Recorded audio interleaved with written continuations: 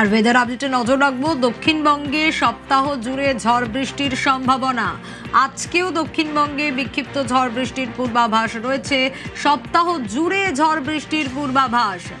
আজও দক্ষিণবঙ্গে বিক্ষিপ্ত ঝড় বৃষ্টি। 2 মেদিনীপুর, 2 24 পরগনা, ঝাড়গ্রামে বৃষ্টির পূর্বাভাস রয়েছে।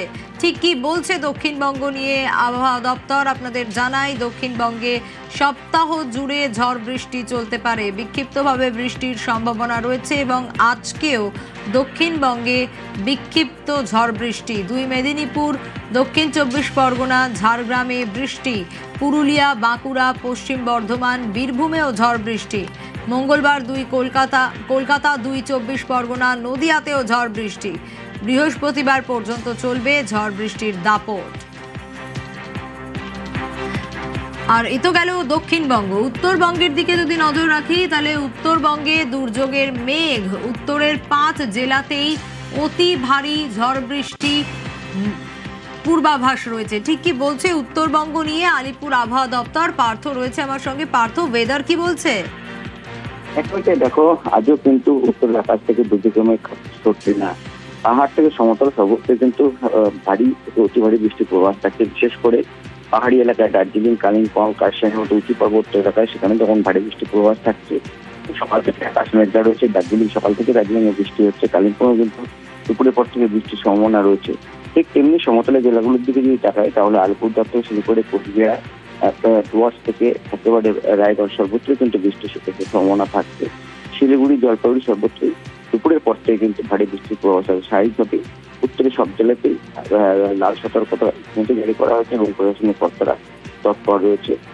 বিশেষ করে নদী সংলগ্ন যারা এলাকায় বসবাস করে তাদেরকে সতর্ক থাকার পরামর্শ দিয়েছে এলাকার কর্তারা।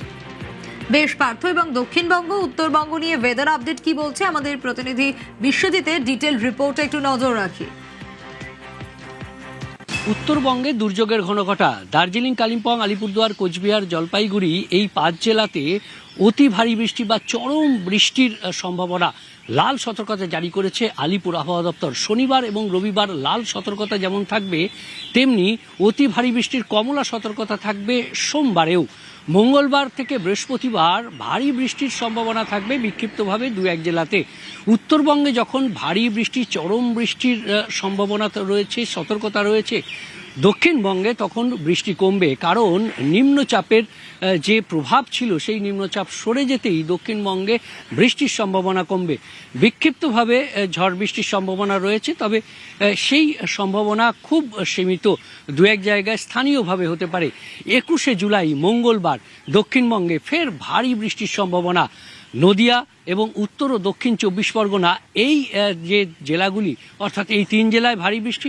কলকাতা সহ দক্ষিণবঙ্গের প্রায় সব জেলাতেই দক্ষিণবঙ্গে বিক্ষিপ্তভাবে বৃষ্টির সম্ভাবনা বাড়বে মঙ্গলবার থেকে, এমনটাই জানাচ্ছে আলিপুর আবহাওয়া দপ্তর। ক্যামেরায় বিপুলের সঙ্গে বিশ্বজিৎ, নিউজ 18 বাংলা।